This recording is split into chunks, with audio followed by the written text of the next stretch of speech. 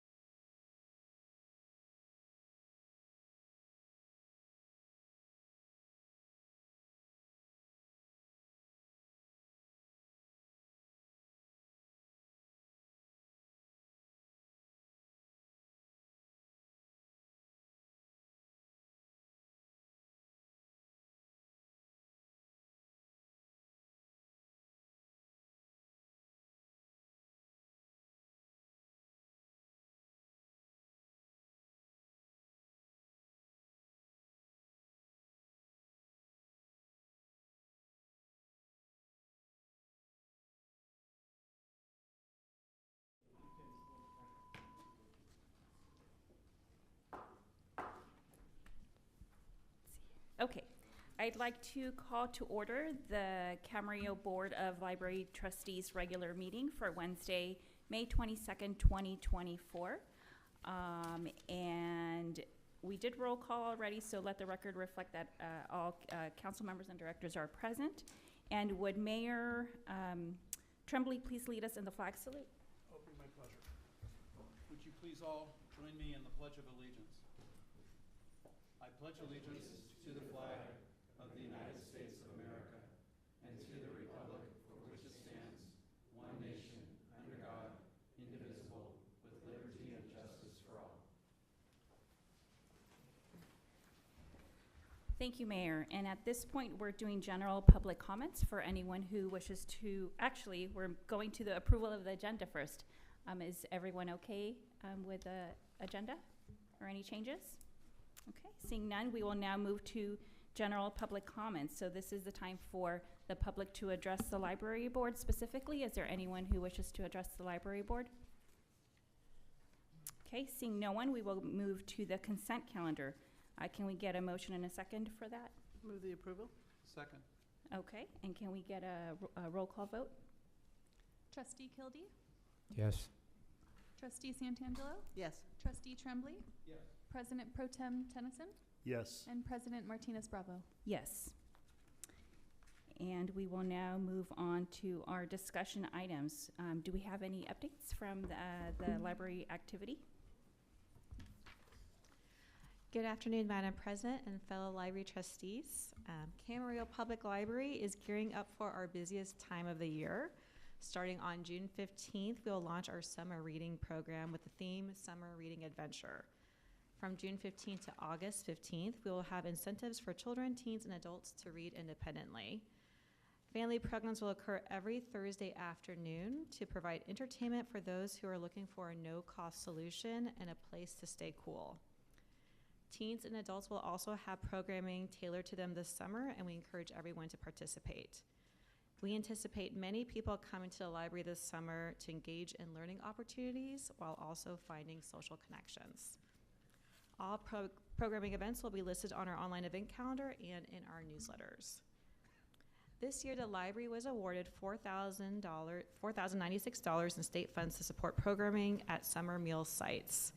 Library staff will be spending some of these funds on providing books and activities to local school meal sites and to Camarillo Boys and Girls Club.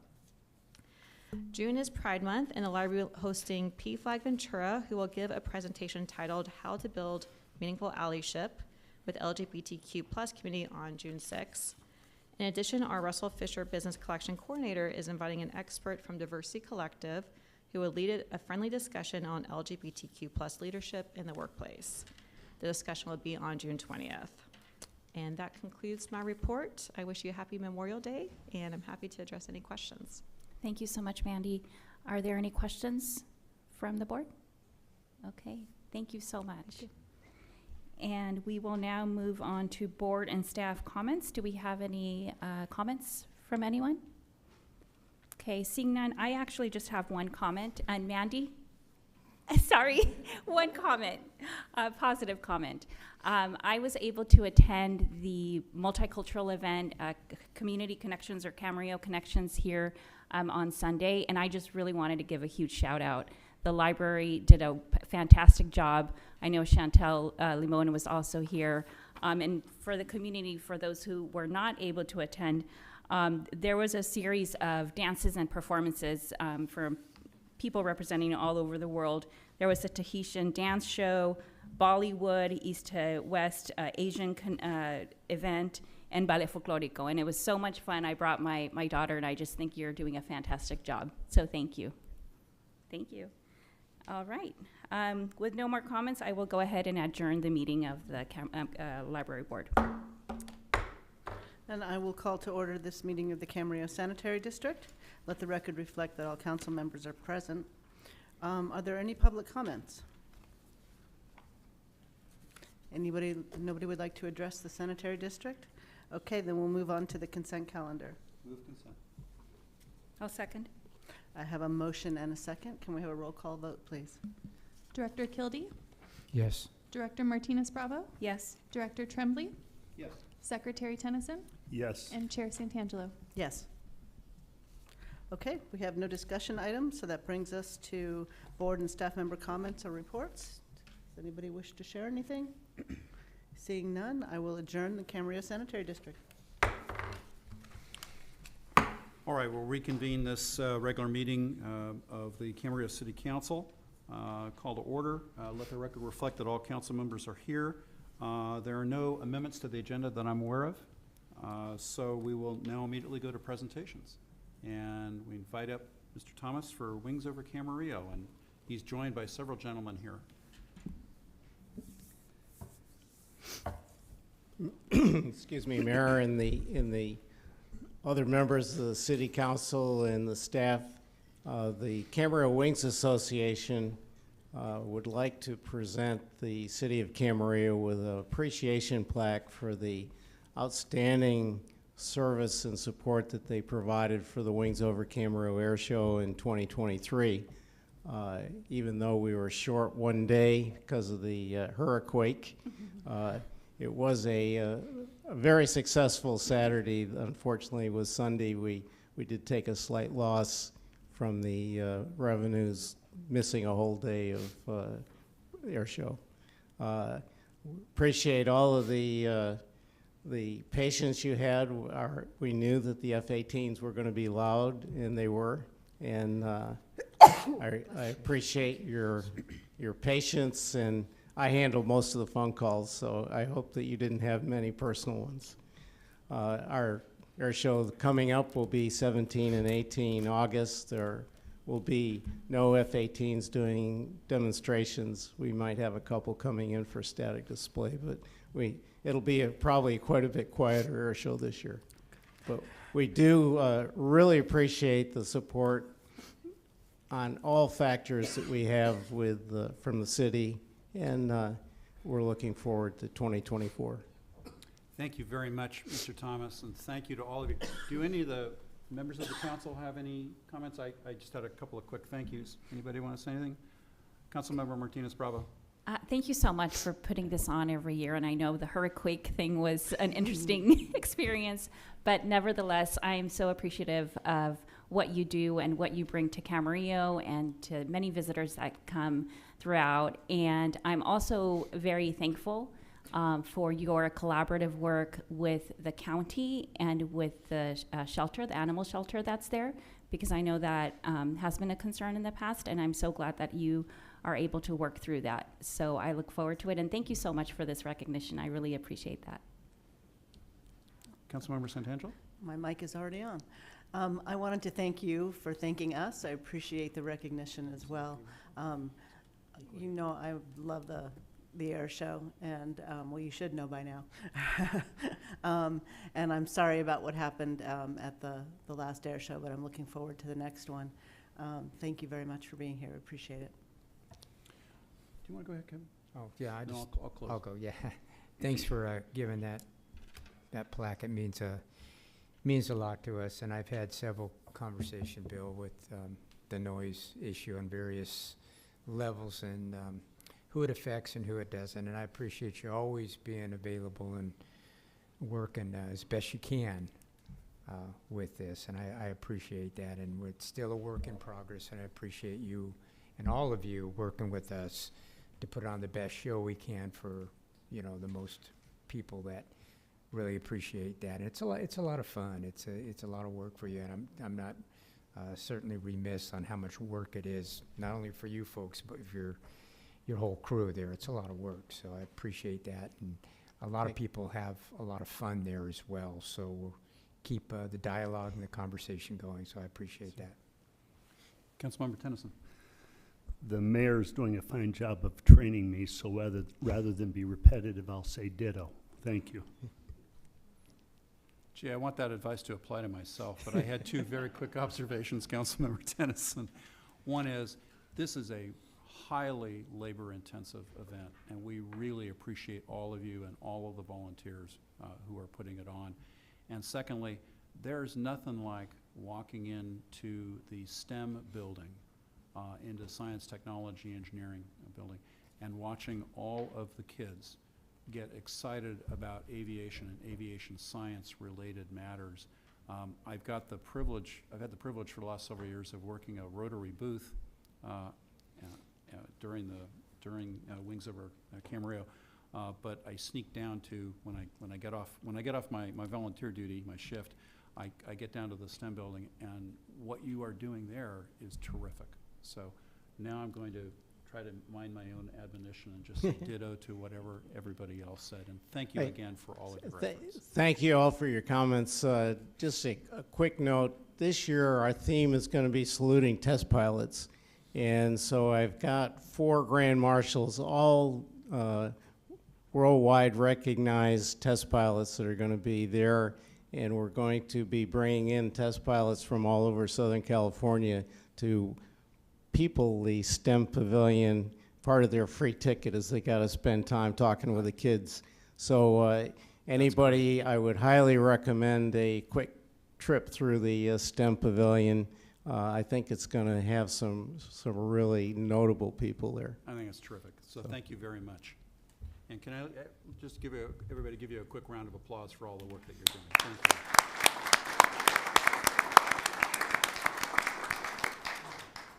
Thank you. Very good.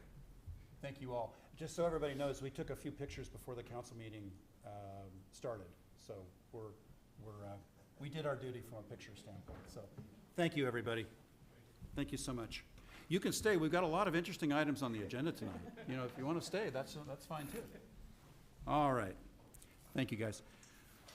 All right. Let's see. Council and staff comments and reports. From a council report standpoint, who would like to start? Councilmember Martinez-Provo. Sure. Thank you, Mayor. Let's see. So May 4th, I actually attended the League of United Latin American Citizens Conference out in Oxnard. LULAC is the oldest Latino civil rights organization, and we had the opportunity to have a private reception with Attorney General Rob Bonta, which was really fantastic because I was able to talk to him about our council. I'm very proud of the council that I sit on with the folks that I sit on, and I think we're a very effective and efficient council. And I was able to share that, and he was very happy to hear that because I know that's not as common. And May 7th, I participated as a celebrity reader with the Take 5 read program at the Camarillo Library. It was wonderful to be here with all the little ones. May 9th, I attended the Housing Trust Fund event with Councilmember Santangelo. And May 14th, I attended the Transportation and Infrastructure meeting with Councilmember Kildee. May 16th, I attended the Economic Development Collaborative meeting. May 17th, I attended the Camarillo Healthcare District flag ceremony, and we provided a certificate on behalf of the city. They were awarded the Ensign Award, which is extremely prestigious, and this is the 3rd consecutive year that they actually receive it, and it's the 5th time that they receive it. So the fact that this is happening right here in our own backyard, I'm very proud of the work that they do. And just being around that group, you really felt a sense of family, which I truly appreciated as well. May 18th, I attended the budget workshop at the Camarillo Library. This was this past Saturday. And I just wanted to thank staff and council for all of the work that went into creating the report and getting the data on there and presenting that to us. I'm very appreciative of your time, especially on a Saturday morning. May 19th, as I mentioned, I attended the Camarillo Connections Multicultural event. May 20th, I attended the Investment Committee with Councilmember Tennyson. And last night, I attended the Law Day dinner. It's a dinner provided to our law enforcement here in Camarillo to really show how much we care and appreciate their hard work and the risks that they go through. And more than anything, it's also appreciating their spouses and their loved ones through this sacrifice. So it was a very fun event. And then this morning, around lunchtime, May 22nd, I attended the Women United Education Awards luncheon at Cal Lutheran University with Councilmember Tennyson, and that was made possible through United Way. It's a great program focusing on helping single mothers attain higher education. Thank you. Thank you very much. Councilmember Santangelo. Okay. On May 9th, it was my turn for the Take 5 and Read, and I read here in the my favorite spot in this library, in the little kids section. That was really fun. I love doing that every year. On May 16th, I attended the Ventura County Animal Services Commission. I sat in for our mayor. And let's see, May 16th, CPA Executive Committee. May 18th, I was here with the rest of the council and staff for the budget workshop. May 21st, which was yesterday, was the Law Day dinner, and I was there in attendance with the rest of the council. And as Council Member Martinez Bravo mentioned earlier today, we were at the United Way, the Women United Education Awards luncheon, and it was extra special for me because one of the awardees is somebody that I work with. So it was really neat to see her working her way and being rewarded and getting the assistance she needs as a single mom to advance her education. So it was really heartwarming today. And that's all I have. Thank you. Let's see. Who wants to go next? Councilmember Tennyson. On May 7th through 9th, along with Mayor Tremblay, I attended the Aqua Spring Conference, and I believe Councilmember Kildee showed up as well. On May 15th, the Public Safety Emergency Preparedness Committee, along with Councilmember Martinez Bravo. On May 16th, the VCOG Administrative Committee meeting. As the rest of my council, the budget workshop this past Saturday. And on May 20th, the Investment Committee meeting at City Hall. I also attended the Law Day dinner, and I just want to point out that this is National Police Month and Week, and tomorrow, for anybody that's interested, there will be a Peace Officer Memorial Ceremony at the Ventura County Government Center at the Peace Officer Memorial along Victoria. And it starts at 10 a.m. If you've never been, it's a very touching ceremony. And someone reads the entire roll of all the peace officers that have died in the line of duty in Ventura County. Thank you. Thank you. Vice Mayor Kildee. Yes, May 8th, I attended the ACWA conference up in Sacramento. May 13th, along with the mayor, I attended the Pleasant Valley Recreation Park District Ad Hoc Committee meeting. May 14th, I attended also the Transportation Infrastructure Committee. May 16th, I attended the VRSD meeting. May 18th, I attended the budget workshop along with all of my colleagues. And last night, I also attended Law Day dinner, and I believe it's, Mr. Tennyson, the 59th year we've done that. Is that correct? Yeah, 59 years we've been doing that, so that's an impressive number. And that's all I had. Thank you. Thanks very much. On May 7th through 9, I attended the AQUA conference in Sacramento. The principal issues that I looked at were rate setting and also infrastructure and financing, and I realize that's not the most exciting. They may not be the most exciting of issues, but they directly relate to our quality of life here in Camarillo, so they were important issues. May 10, I had a Ventura County Transportation Commission meeting. May 13, Pleasant Valley Recreation Park District Ad Hoc meeting with the Vice Mayor. On May 14, I had a fiscal committee for Fox Canyon Groundwater Management Authority. On May 18, our special meeting with our budget workshop, and again, kudos to staff and to council for an excellent meeting. May 21, the Law Day dinner, and then earlier today at a Fox Canyon Groundwater Management Agency Board of Directors meeting. And just as a final note, I wanted to express my appreciation to Councilmember Santangelo, who pinch hit for me at a recent Ventura County Animal Services meeting. Being mayor means, among other things, that sometimes you just get really stretched in terms of the things that you can cover. And one of the reasons why, in my view, this council functions so effectively. We're all very different, but we function so effectively is, aside from the respect that we show one another and the civility that we practice, it's also that we're our team and we cover for one another in events.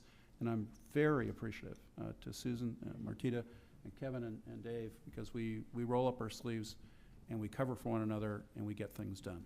So that's my editorial comment for tonight. I'm not being as succinct as Councilmember Tennyson would like, I'm sure. Okay. With that, we now, are there any staff comments, reports, Mr. Ramirez? No, nothing, okay. All right, we're gonna move to consent calendar, and we've got items D through L. Does anybody want to pull anything from consent? Hearing nothing, do I hear a motion? So move. Second. Okay, Ty went to the runner. That was a motion by Councilmember Martinez Bravo, second by Councilmember Tennyson. Madam Clerk, would you please call the roll? Councilmember Martinez Bravo, Yes. Councilmember Tennyson, Yes. Councilmember Santangelo, Yes. Vice Mayor Kildy, Yes. and Mayor Tremblay. Yes. Record will reflect that was approved on a 5-0 unanimous vote. Now we go to our discussion items. The first discussion item up is discussion item M on advanced metering infrastructure, and I believe Mr. Lippincott is going to address us on that. Welcome aboard, Ryan. Thank you. Good evening, Mayor Tremblay and Council. My name is Ryan Lippincott, and I'm a principal engineer in the Capital Projects Group. I'm very excited to present on the project which is going to revolutionize our water meter reading. This project is the Advanced Metering Infrastructure Project number WT5080.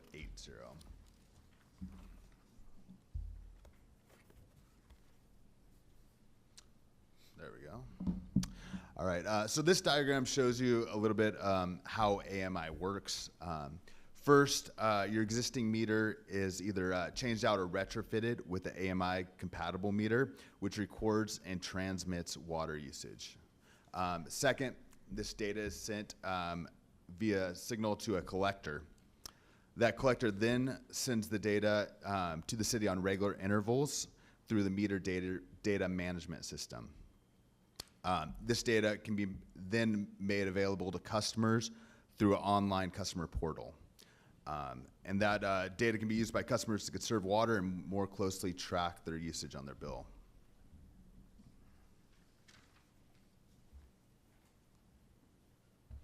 All right, little overview of the major features of this AMI project. First, this was a collaborative design.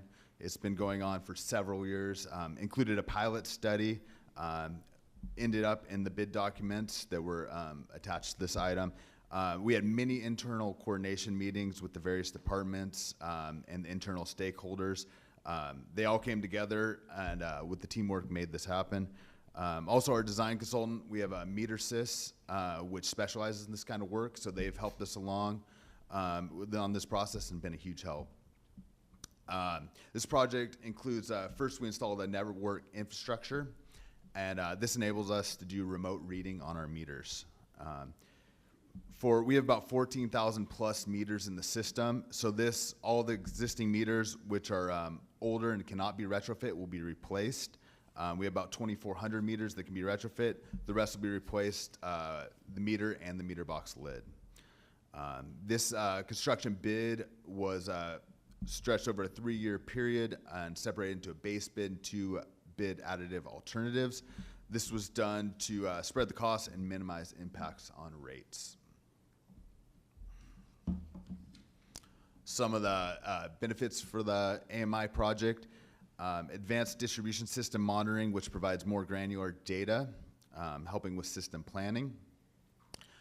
Customers can better understand and optimize water usage. They can see when the water is used and find leaks or unintended usage quicker. Currently, the customers only have access to monthly meter reads, so this will be down to a 15-minute meter read. Increases water use efficiency and conservation by allowing us to better manage the water system and minimize loss. Also helps us meet state objectives for water use efficiency. And finally, it meets Camarillo's sustainability master plan for municipal operations, specifically by reducing employee vehicle miles and therefore reducing greenhouse gas. All in all, it's a very beneficial project. So staff recommendations include find that the project WT 5080 is exempt from review under the California Environmental Quality Act, CEQA, pursuant to Article 19, Categorical Exemptions, Section 15301, Part B, and adopt a resolution approving advanced metering infrastructure project WT 5080, the plan specifications, notice inviting bids, and authorizing staff to invite bids. And after we go out to bid and invite bids, we'll come back later to council for the award of the contract. Are there any questions? Thank you, Mr. Lippincott. Thank you. Members of council have any questions? Let's start Councilmember Martinez Bravo, followed by Councilmember Santangelo. Thank you for the presentation. So just so I'm trying to understand, when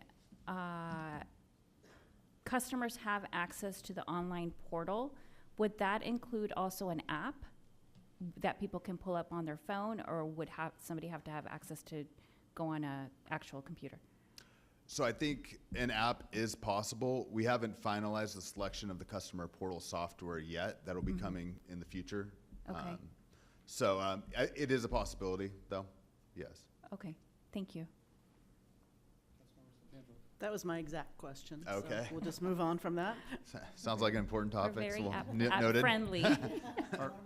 Are there other questions? Vice Mayor Kildee. Maybe this is a question to ask, at a later date, but there's some 14,000 of them. Is that need to be installed? And did I hear that right? There's a 14,000 plus meters total. 2,400 meters are less than 3 year old, so they can be retrofit. These are already AMI compatible. So we can install an antenna for the new AMI system. Our pilot system, we selected 2 meter manufacturers, Census and Neptune.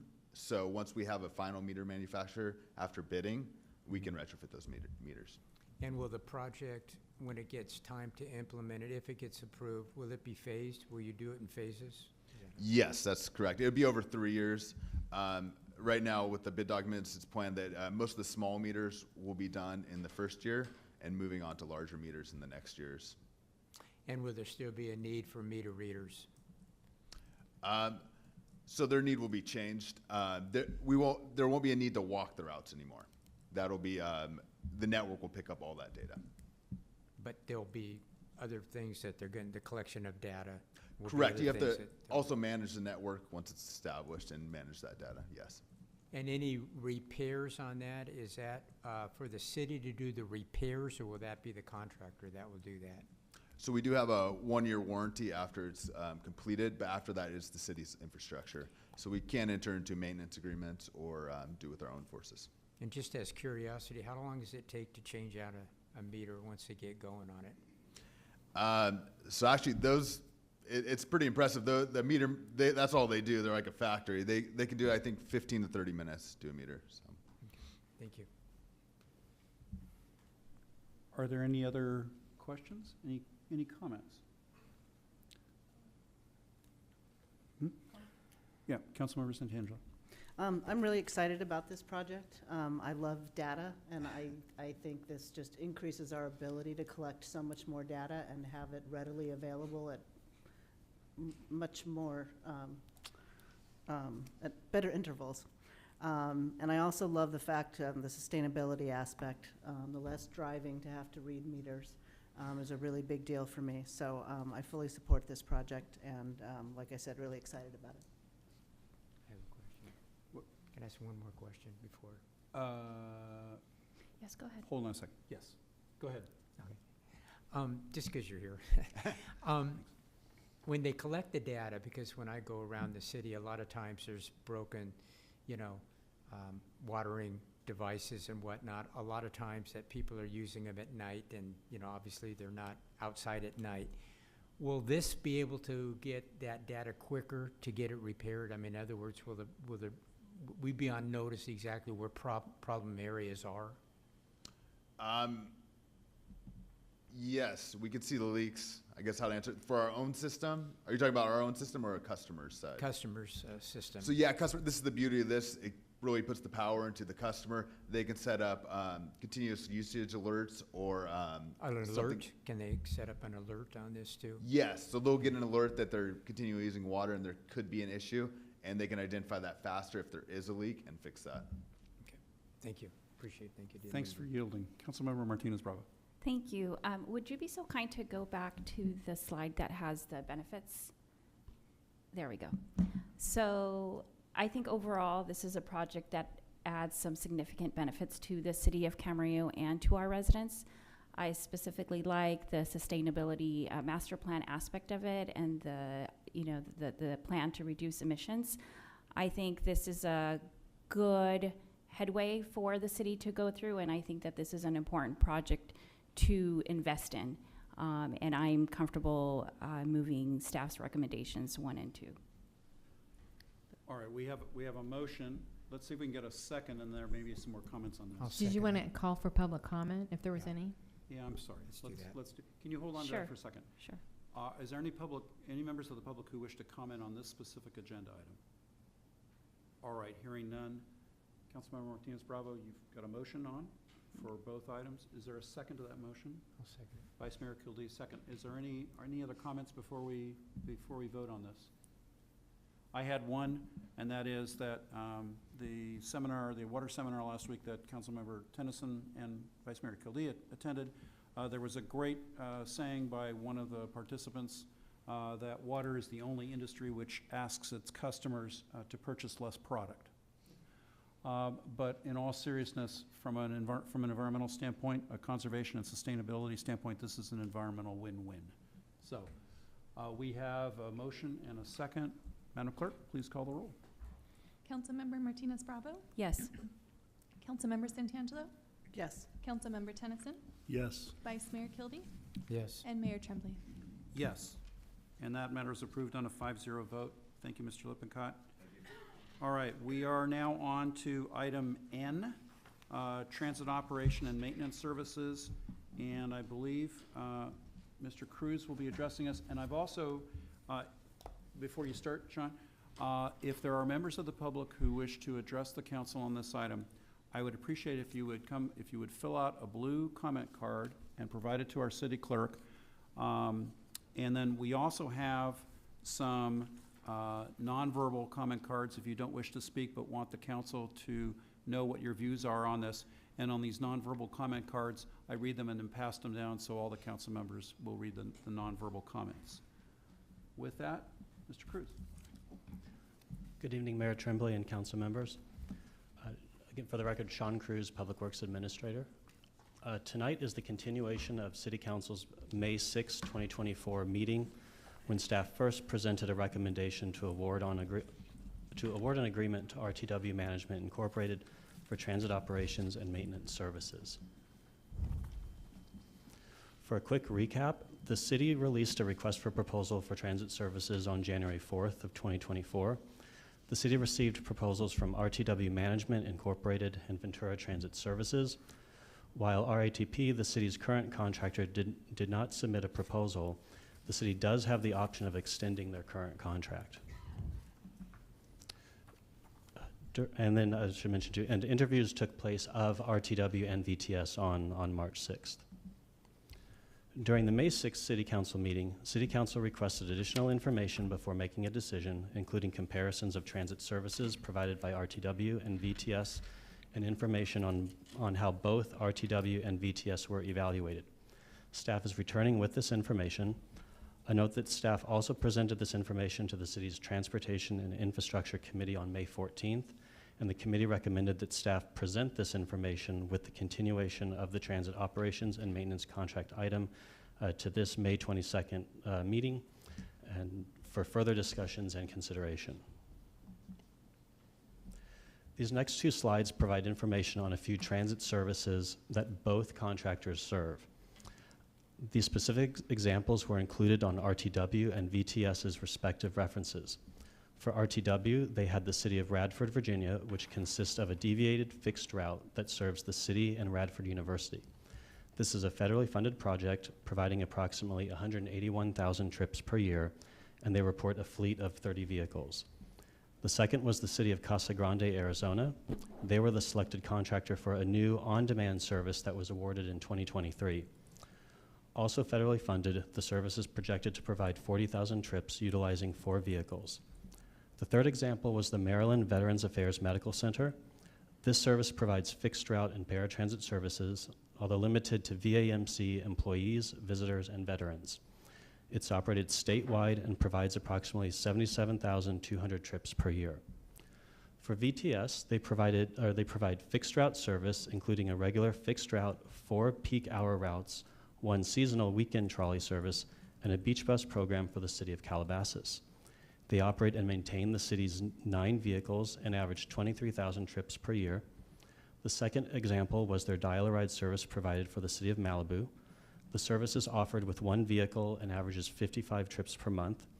The third service provided is their service to Tri-County's regional centers, providing paratransit services for TRC clients from their home to special education program centers. They service approximately 500 clients on a daily basis, operating 33 routes along with one-time trips using 40 vehicles that are owned by VTS. Trips are scheduled through R&D Transportation, which provides the requested trips 5 days before the trips are scheduled, though they also receive daily adjustments.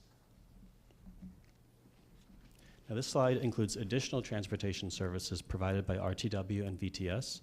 Please note this is not an exhaustive list of all services provided by either company. For RTW, they provide trolley service for 5 trolley routes serving approximately 1.2 million trips per year in Scottsdale, Arizona. In Hinesville, Georgia, RTW operates a fixed route demand response and paratransit service utilizing 7 vehicles and providing approximately 25,000 trips per year. And in Maryland, RTW operates 3 fixed routes with 6 buses providing approximately 260,000 trips per year. Oh, I should clarify, for Maryland, that's for the Morgan State University or Bear Transit. For VTS, a couple of services nearby that they provide include participating in the City of Agora Hills ride-sharing service, Agora Hills Go, a public dial-a-ride service for Agora Hills traveling to and from surrounding areas. Approximately 20 trips per month are provided according to Agora Hills staff. VTS also provides service for the Ventura County Transportation Commission. They provide countywide on-demand transportation services using wheelchair-accessible vehicles, and this service is available 24 hours a day and provides those with mobility devices an opportunity to use transportation services that standard public transit might not provide, and that Uber and Lyft don't offer because they typically don't have ADA-accessible vehicles. VTS also provides service for the SenCal Health Center, which provides demand response services for Medi-Cal clients through Santa Barbara and San Luis Obispo County, covering approximately 40 cities. Approximately 10,000 passengers are served per month. Now, these next few slides cover the evaluation process for the proposals received, as well as the interviews that were performed for both services. I went back through the raw data to show the average of all 5 evaluators for each of the respective categories. For the proposals, the categories with the largest variance were operating methodology, understanding FTA ADA requirements, and data collection, with RTW scoring higher. VTS scored higher for cost effectiveness, as their total cost for the 4-year term was less expensive than RTW, which I have a greater detail in an upcoming slide. I do need to point out a mathematical error that I found while going through all of the categories. On May 6th, we reported that RTW had an average score of 99 and VTS had an average score of 85. Those numbers were actually 97.2 for RTW and 79.8 for VTS. A rounding, it would be 97 and 80 respectively. For interviews, the categories with the largest variances were understanding of FTA ADA requirements, data collection, and a couple of points differences for categories such as employee training and internal operating policies. Similar to the proposal scores, when going back to the raw data and scoring each individual categories, we determined that the total scores we'd identified on May 6 need to be adjusted. RTW's score changed from 90 to 87.4, and for VTS changed from 78 to 74.2, or 87 and 74 respectively, if we round to the nearest whole number. This slide provides a combined average score for both RTW and VTS for the respective proposal and interview scores. RTW averaged 92.3 and VTS averaged 77. These slides provide a synopsis or summary of comments provided by panelists to help explain the difference in scoring. For operating methodology, which looked for a proposer's effective use of personnel and resources to ensure quality service delivery, including the proposed fleet and facility plan, the implementation plan and timeline, comprehensive staffing plan, and performance plan. The panelists noted that RTW had provided greater detail in their proposal addressing the items listed.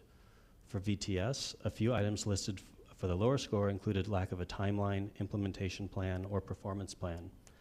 For cost effectiveness, VTS scored higher as they were less expensive than RTW over the 4-year term, with RTW being approximately 11.2% higher than VTS in cost. Understanding FTA and ADA requirements was also another area where RTW scored higher, with panelists noting that RTW discussed FTA requirements, such as conducting regular audits and using reporting systems to meet FTA requirements. For VTS, there wasn't much discussion of FTA requirements, though they did note that their Calabasas service was federally funded, and they did identify VTS staff that had experience with federal requirements. And both agencies reported 20 years of experience. When it comes to data collection, it was noted that RTW demonstrated a high level of use of technologies capable of accurate data collection that would be available in real time to city staff.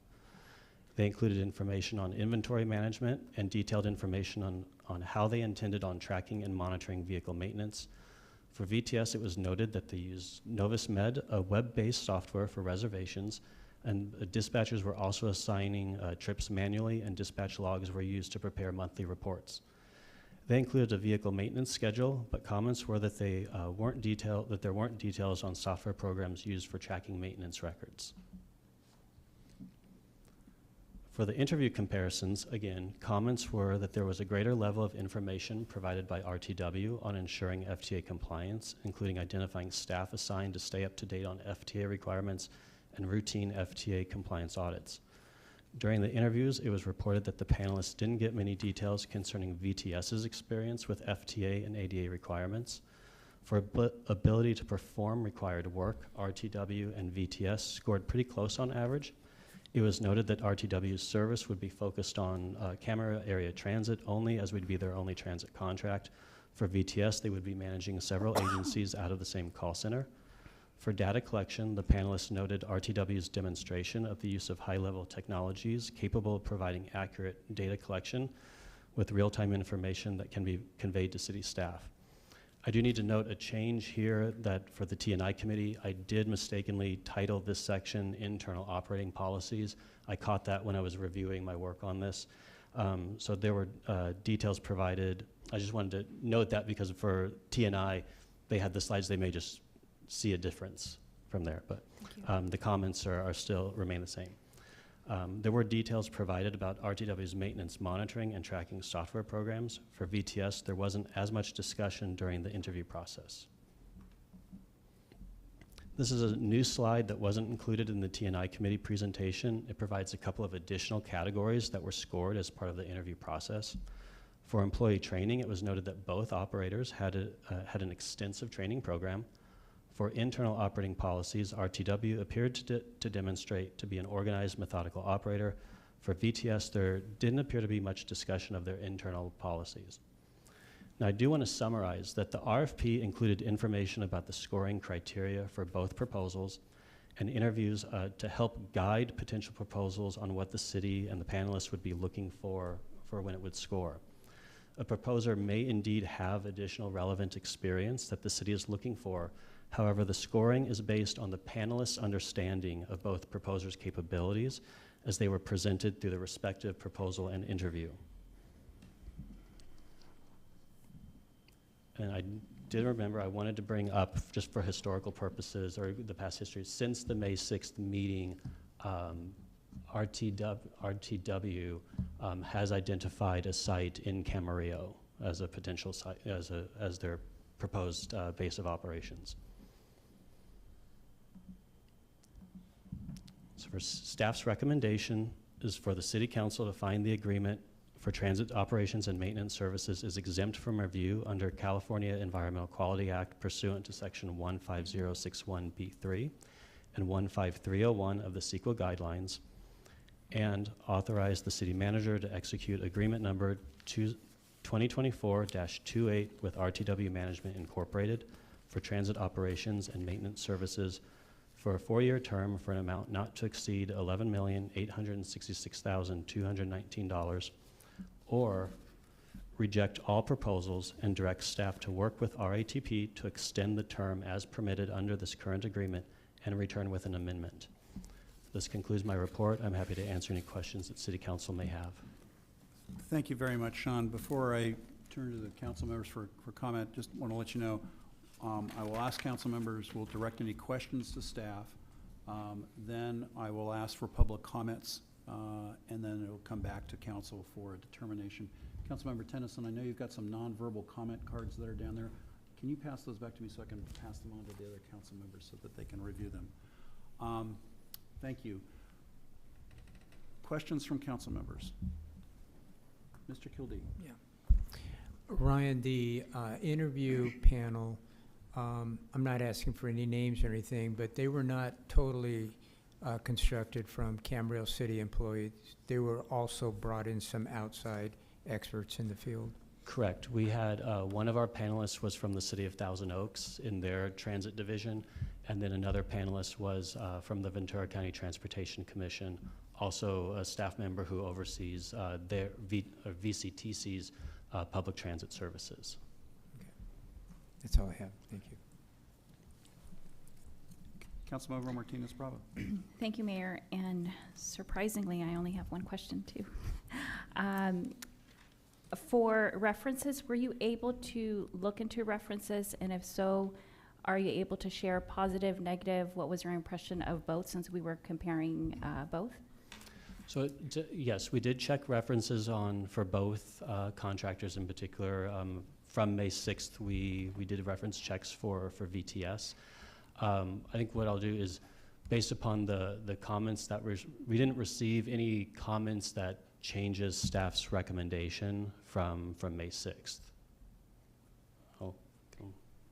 Okay. So we received positive comments and other comments that we've took into well, that didn't again change our recommendation.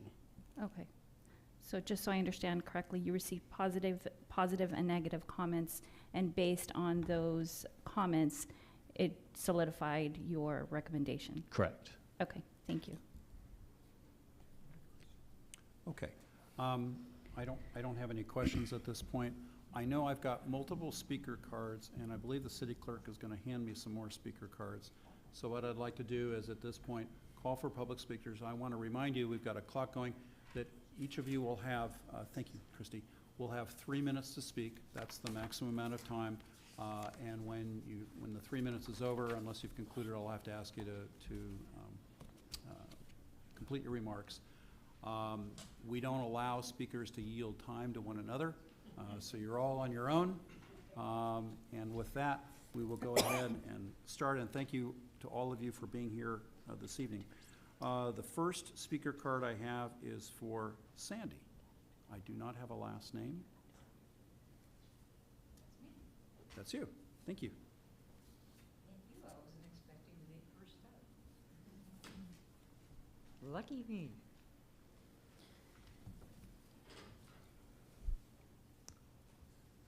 Don't be penny wise and pound foolish is some of the best advice my father ever gave to me, and I believe that to be true here. I understand you want to save some money and redirect it in other ways, but the residents of Camarillo are the ones that are going to suffer if you change transportation companies. We already have had this experience with Coach America, who left us with no transportation in town for a month, me included. And I know if you make any other choice besides just re-signing back up with RATP for at least another year, we are going to go through it again.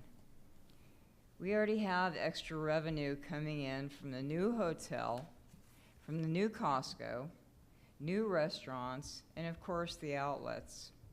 Let's not also forget the 376 acres that are going to be developed with car dealerships and other businesses. The best option here is just keep what works for the residents, which is RATP. The residents want them, they're happy with them, and we don't want to change. Since the residents are the ones who ride the transit, shouldn't what we want matter? If it's not broke, don't fix it.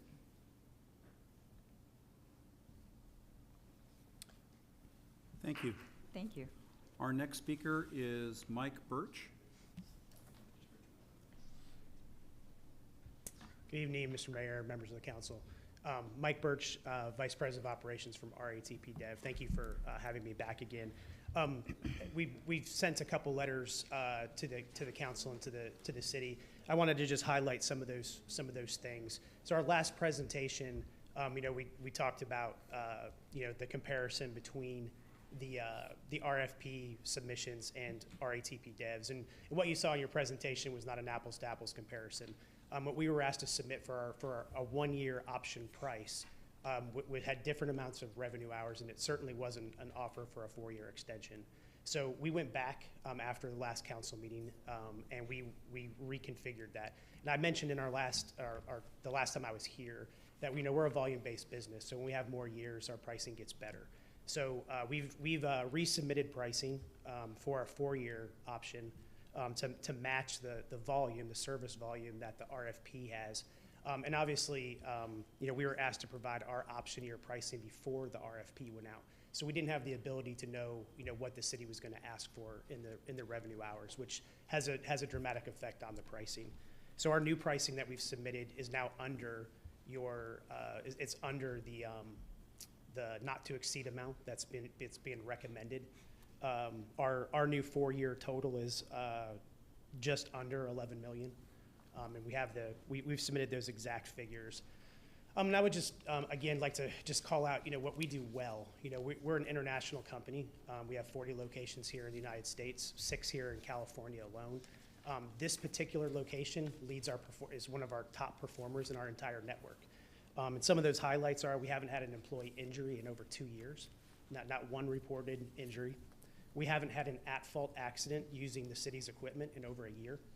So that means none of the drivers who are driving out there, thousands of miles, have not had a preventable accident. We're going right now 12,000 miles between road calls. The industry average is 6,000. So we're doubling the amount, and we're doing that on vehicles that are 13 of your 19 are past their useful life. So I would invite you to, as you're making your decision, to consider those benefits. You're getting that expertise because we are a global company. We're able to bring those things to you. There was also conversation at the last board meeting about consulting and FTA and regulations. RATP Dev has a full-time FTA regulations person on staff. We also have a full-time grant writer that can assist the city with any of those things with the FTA or applying for grants.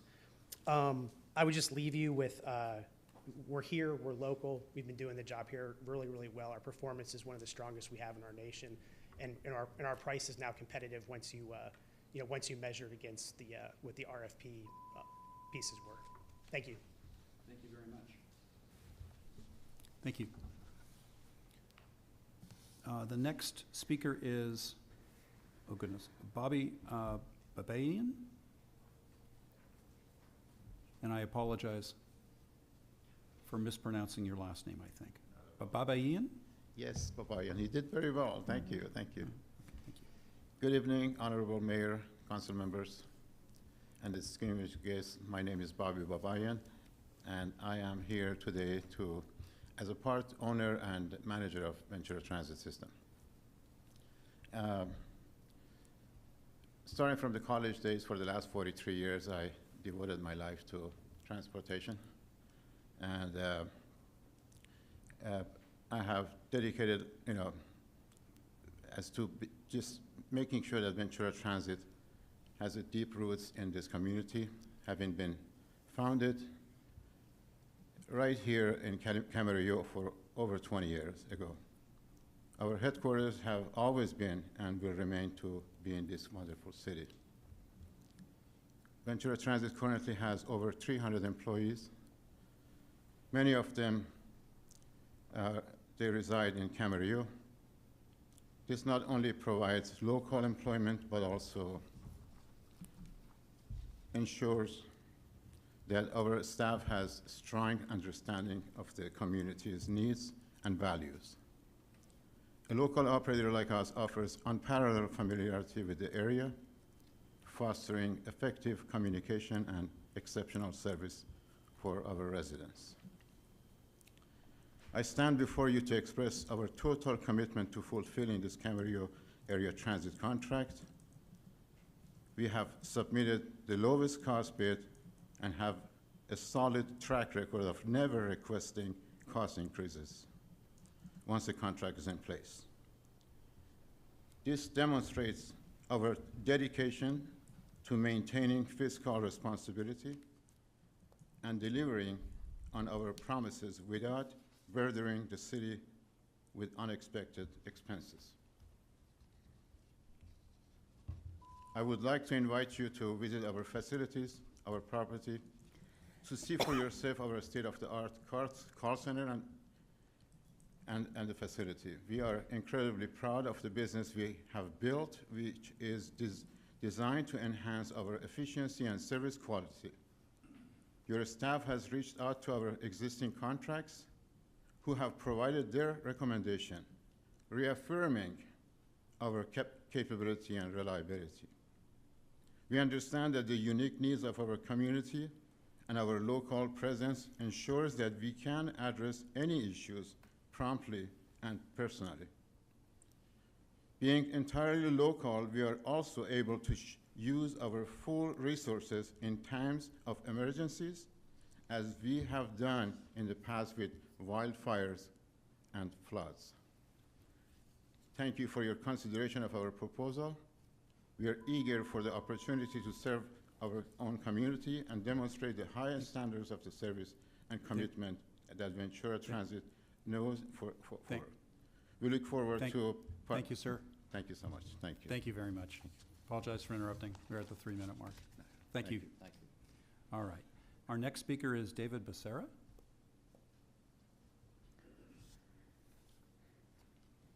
Good evening, Mayor, City Council, City staff. My name is David Becerra. I'm the General Manager for Ventura Transit Systems. Just a little bit about my background. I graduated 10 years ago with a Master's in Public Administration. I've been with Ventura Transit for a little bit over 5 years.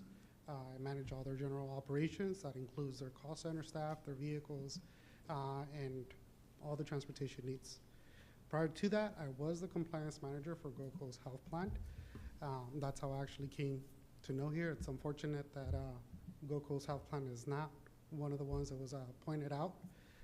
Just to keep in mind, Ventura Transit does provide close to 18,000 trips for Ventura County for GoCo's health plan members on a month-to-month basis. This, give or take, is about 300 unique clients that we see. Many of them are in the city of Camarillo. But I wanted to go right ahead and point this out just because there's certain sections that I can't think they're missing on the point value system here. As I mentioned, we do about anywhere, we started with 5,000 trips. Right now, we average about closer to 20,000 trips on a month. We also, many of them are in the Camarillo area. A lot of the members that we currently assist in other lines of businesses also use the Camarillo dial-ride. So we're very familiar with the ADA regulations that need to go ahead and take place as well. I just wanted to take this opportunity to kind of point out that we are a little bit of a larger company, but we're also a local company. Bobby just mentioned that we have over 300 plus employees, which we do. About 50 of them are just within our call center. About 25 of those are just dedicated to answering calls to make sure that clients and members are actually getting somebody on the line to go ahead and make sure that they book for their appointments. The other 25 are actually dispatchers, which operate 24/7 through our lines of businesses. We have dedicated lines to each particular line of business that we do have. Camarillo Dial-Ride will not be an exception to this. That means that we would have dedicated staff dedicated to Camarillo Dial-Ride if we were able to move forward with the contract. I can tell you, at least from VTS staff, that we're purpose-driven, and our driven is to go ahead and actually help a lot of our members or a lot of the clients that need the transportation the most. That's what we're good at. That's what we do. We do this not just in Ventura County, we do it in Santa Barbara and San Luis Obispo County. And if you go through the references, you'll actually see that. Like I mentioned, 20,000 trips on a month is not, it's a significant volume. So getting this Camarillo diorite will just actually help the city Camarillo and Ventura Transit be within that purpose of delivering good service to the people that need it the most. Thank you. Thank you very much. Before I call the next speaker, I just want everyone to know, if there's anyone in the audience tonight who intends to address the council on a item that is not on the agenda, typically we set that for 6 o'clock, but we're going to go ahead and continue with this item and finish this item. And after we finish this item N, we will then call for public comment before we go on to the rest of the items. Okay, our next speaker on this item is Stephanie Barton.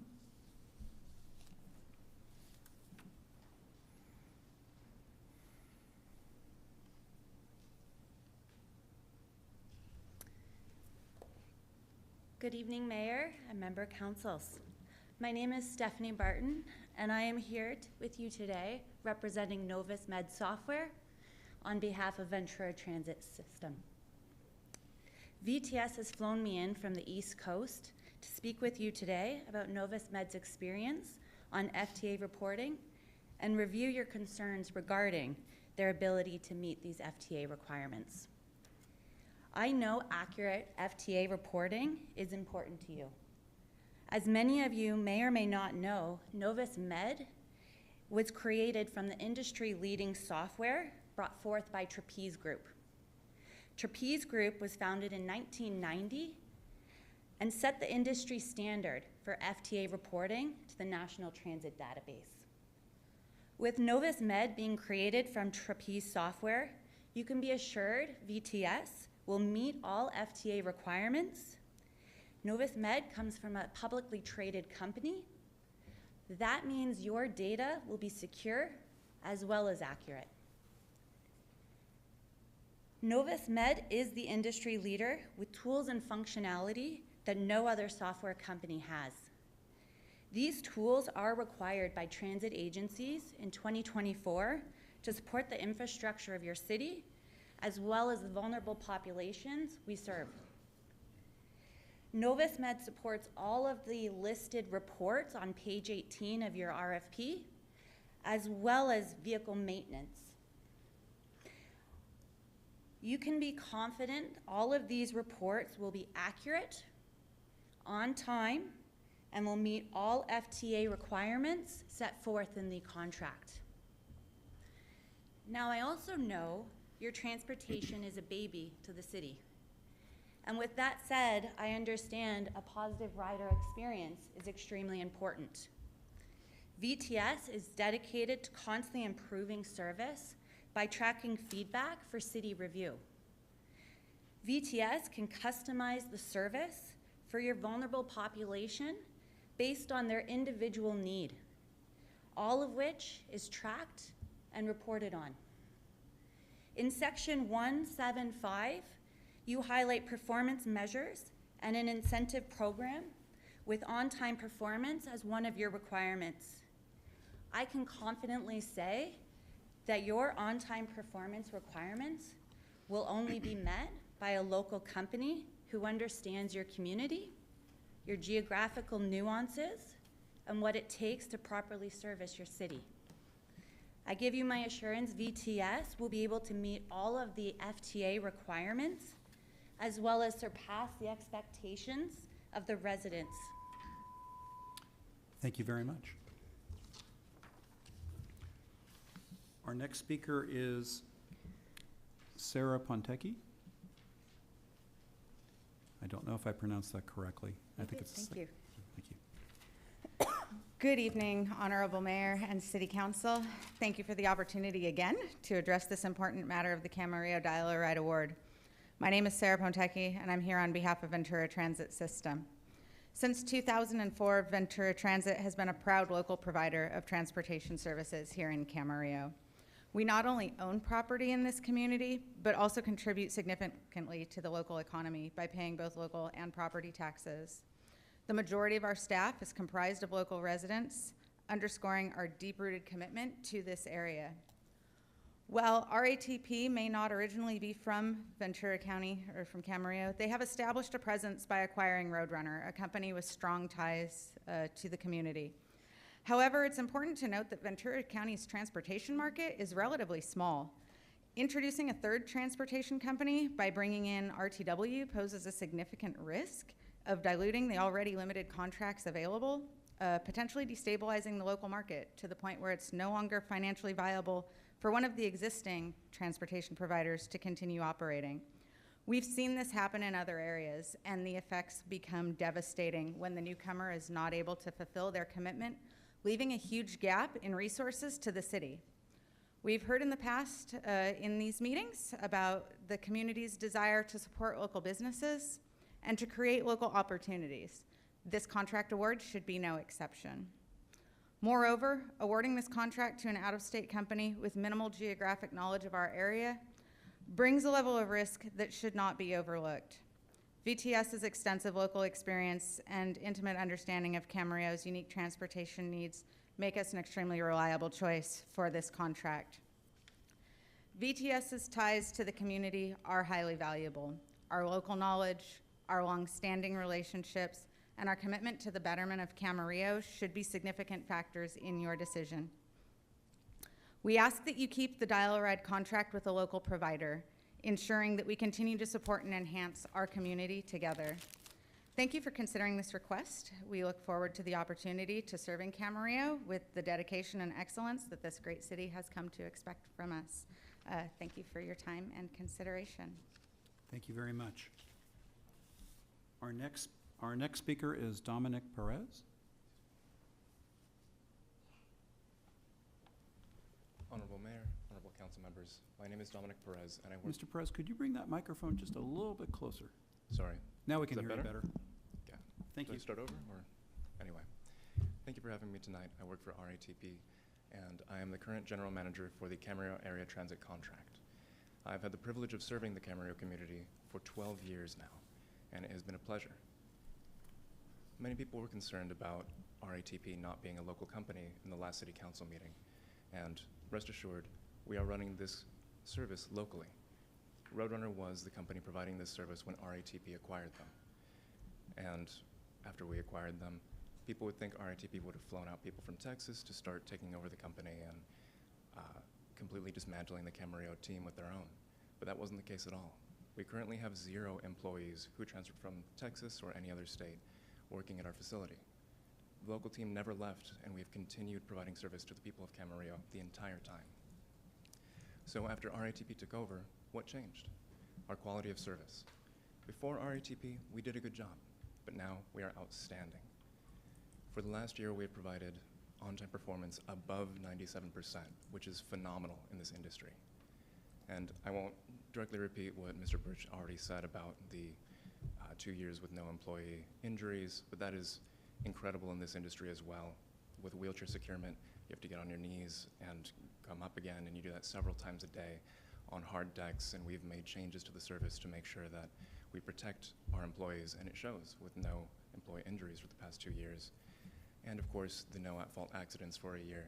That's also substantially important to this service. It saves money for us and Camarillo's residents. So after the acquisition, we have gotten better and better at providing service to the city of Camarillo because of what RATP has to offer. RATP allows us to run this business as a local business with global resources. We have subject matter experts in every facet of transportation, with a special emphasis in safety and maintenance. In fact, the California Highway Patrol gave us a special commendation during our 2023 audit for our maintenance program.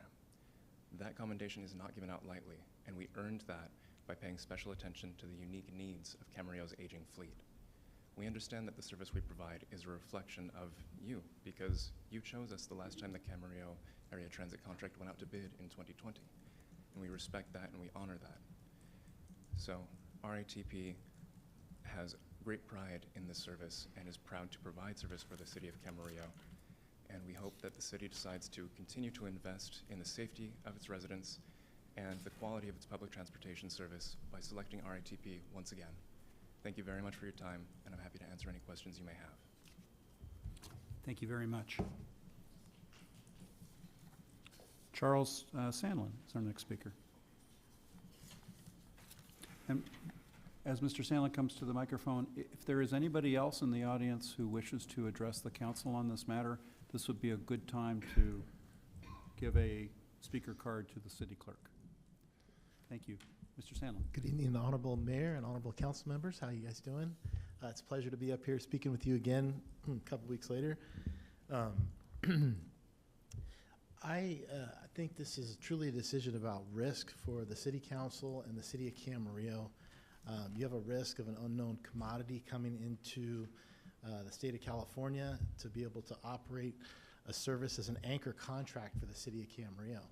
And the City of Camarillo contract is not an anchor contract for a transportation company to be able to use. It's not big enough. This is not the City of Los Angeles where you can dig your roots in on a major contract to be able to have the resources to be able to service the contract.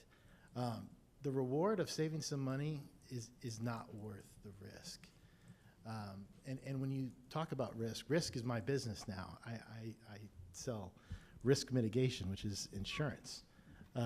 And one of the things about insurance that I noticed in the staff report was that the waiver of subrogation that was submitted to the City Council and the staff report is a Utah waiver of subrogation. It is not a state of California waiver of subrogation.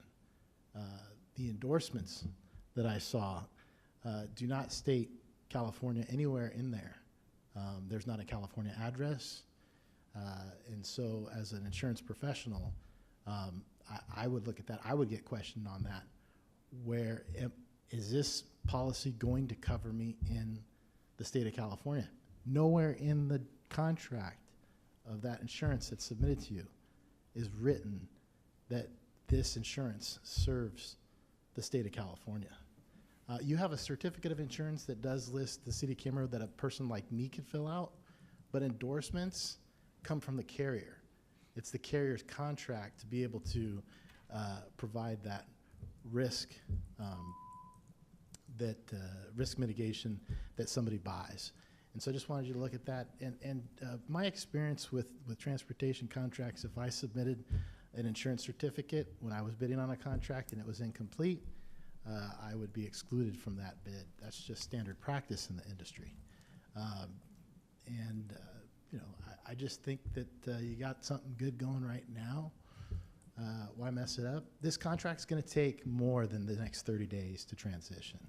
The software transition alone is going to take 3 to 4 months minimum. You're not switching from the same facility. You're switching from a new facility, getting the maintenance up to speed, getting the dispatchers, the drivers, the reservation agents. The clients have to have a new website to be able to access their information. They have to be trained on how to use the service. If you are going to transition, think it out a little more. Put it out in a year or so for bid, and then get a longer transition. Thank you. Thank you, Mr. Sandlin. I think we have at least one additional speaker. 2 more. Okay. Thank you.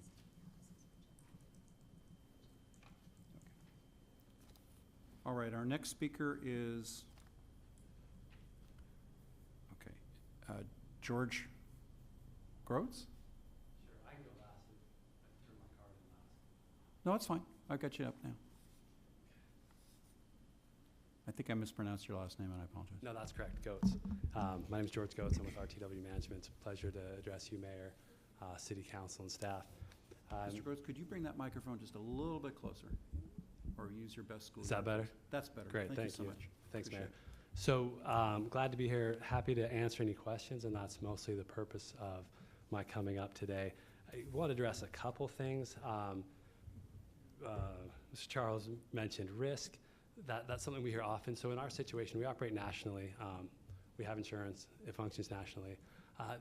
There is a perceived risk with bringing in a new entity, and I can understand the City Council's concern about that. But there's also a risk of entropy when a company operates for so many years. Quality gets lower, price gets higher, and almost without exception, that's when a company like ours gets an opportunity, when the incumbent's been in for a long time and things start to slide. And so the risk really is letting things, letting that gap between price and quality get bigger and bigger and bigger until a point where it's no longer sustainable. And the perceived risk of bringing in someone from, bringing in another operator is minimal compared to the risk of continuing with the status quo. So again, we see this pattern almost exclusively. Everywhere that we've been awarded a contract, we've seen this exact same thing. In this situation, I think there are some things that could definitely be improved upon. I think RATP Dev has a great reputation, and it's not a bad idea to continue with status quo. You can't, you know what you're getting. The things that we can improve upon really with the city's assets are maintaining those assets. 12,000 miles between road calls. 12,000 miles is the interval for oil changes, right? You should have at least 50,000 miles between road calls, even with an aging fleet. 100,000 miles is 80 to 100,000 miles is a better interval between road calls. So if your bus is breaking down once every 12,000 miles, that's a huge problem. So we bring in predictive maintenance policies. So instead of preventive maintenance, which is you're doing your oil changes, your filters, lubes, and stuff like that, predictive maintenance, we test the oil to make sure that there's no sediment in the oil. There's no filings, nothing that could predict something that we can fix prophylactically and protect the city's assets. The other thing we really liked when we first saw this RFP was the city's motto, which is Las personas son la ciudad. We feel that way ourselves as a company. We bring, with Dial-A-Ride, with paratransit services, it really is about the people, and it's how those people are managed, right? If the people on the front lines who really care about their customers, care about getting the folks to their appointments, they need to be managed well. They need to be treated with respect. They need to be paid well, and we can bring that. We can bring higher wages. We can bring a better system for promotions, a better system for a flatter organization. So our organization focuses on cities with 50 to 150,000 people, so we can bring that local touch. Thank you very much. Thank you. Mm-hmm. Our next speaker is Carol Higg. Carol? Is it okay if I stay here? Sure. Is there a way to bring a handheld microphone to Ms. Higg? That's okay. I think we can bring. Hold on a second, Ms. Higg. We're going to bring you a microphone. Thank you. Thank you.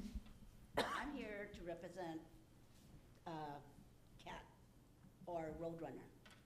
They have been doing, I put it this way, I have an ADA card. I don't know if you folks know what that stands for. Recently, I can't drive because I've had several surgeries. I have COPD, unfortunately, because of asthma.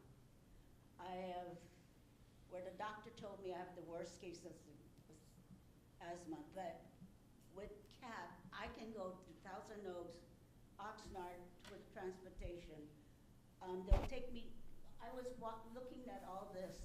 It doesn't say if they're taking us to town, to the stores, grocery shopping. I mean, I don't have a wheelchair. I don't need a wheelchair. I walk. Right now, my balance is off, so I have to use the cane or the four-wheel walker. My goal is, they have the best, I'll tell you this, the drivers are very courteous. They're very good drivers. I don't know if it's because they're too expensive or what, but to me, why take away something that is good? That's all I'm asking. They are very courteous. They talk to you. They help you. I mean, you have to think, I don't know if anybody can ride the ride with CAT or anybody. You don't have to be disabled. You don't have, I know a lot of workers take Dial-A-Ride because it's inexpensive. A lot of us can't afford a car right now because of the gas. I take it shopping. I take it to my chiropractor, not my chiropractor, my acupuncture in Thousand Oaks. I travel to Thousand Oaks at least 2-3 times a week, okay? And it's only, for me, it's $3 a ride. No, yeah, and local is $2. Where am I gonna get that for gas? That's my point. They care about us. I don't have to be in a wheelchair. I've met a lot of other what do I call them, riders. They all agree with me that if it weren't for them, they won't go with other rides because they've heard stories, from other riders, how the other companies, and I've seen it too, where some companies, the seats are torn. And I don't know if that's safety or what. So my point is, I know CAT, their safety, they check every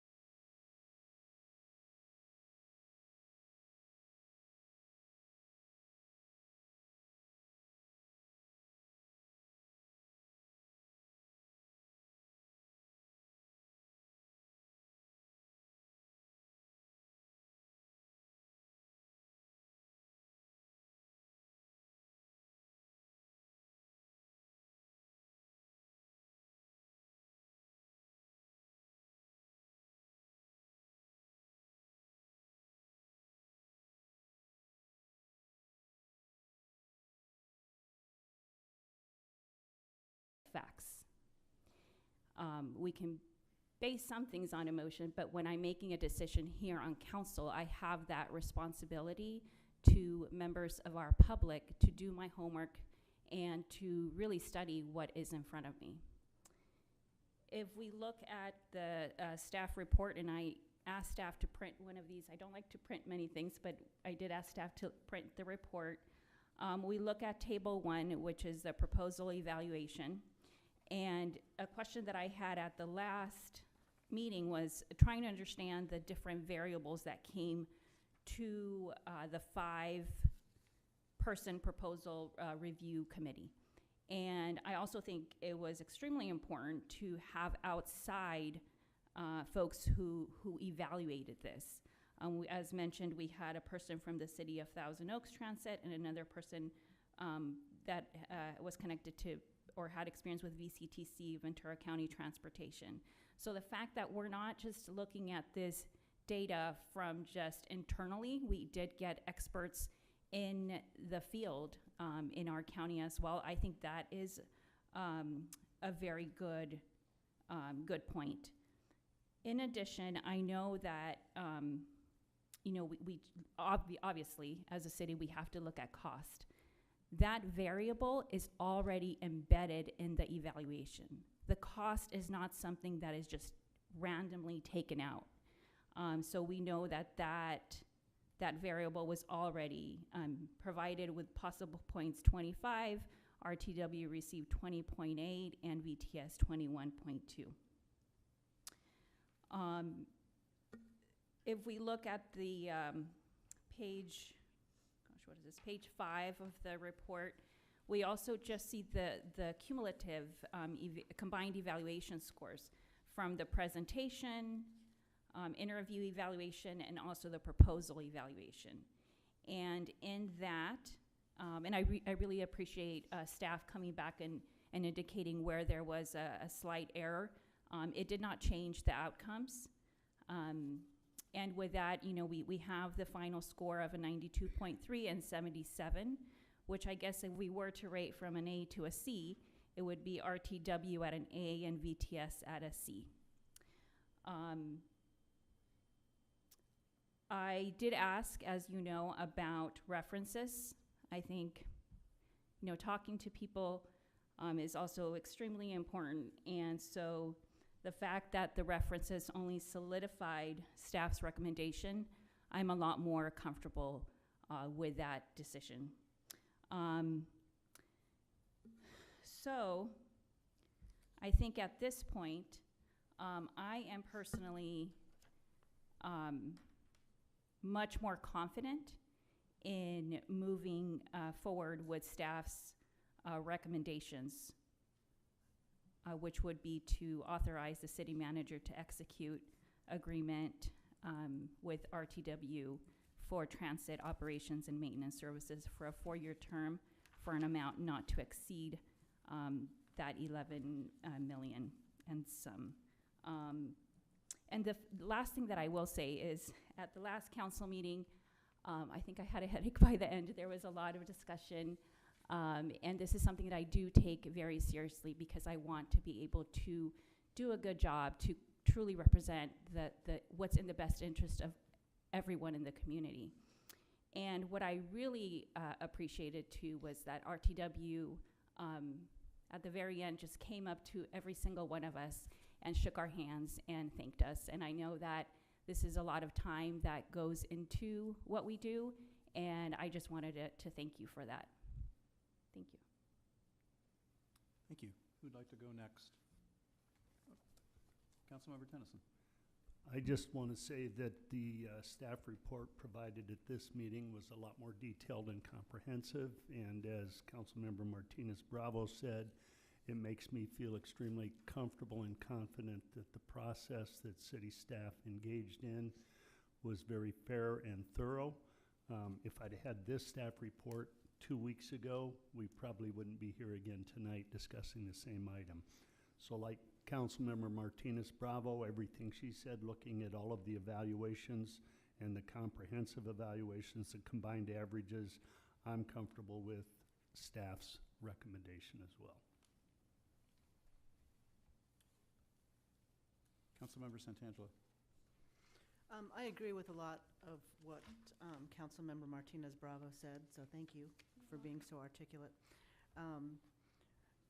You know, I think, I can't speak for everybody up here, but I think we do understand how important transit is to this city.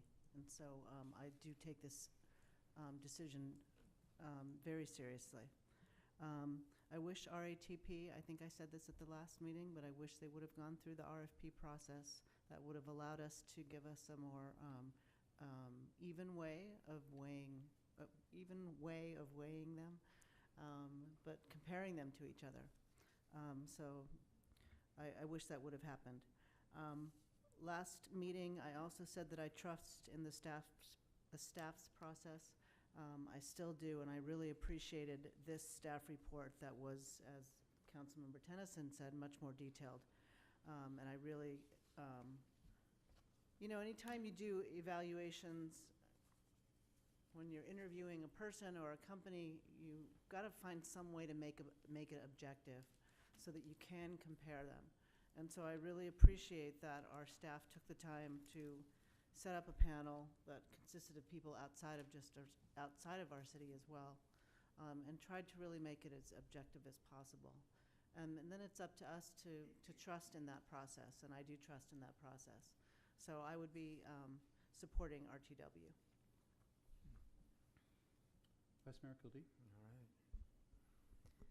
All right. So last meeting, I had some questions, and appreciate staff. Some new information has come before us tonight here, and a lot of new information, not the least of which that they're working very closely on one of the applicants to try to get a location, and it was stated today that they're very close. This is almost a $12 million expenditure from the city here, and I don't take that lightly. That's a very large contract with our city. And to me, cost is extremely important, but ridership, performance, security, and safety of this, I think, is paramount to me here. We all read all articles and see on TV how some transit systems are not safe.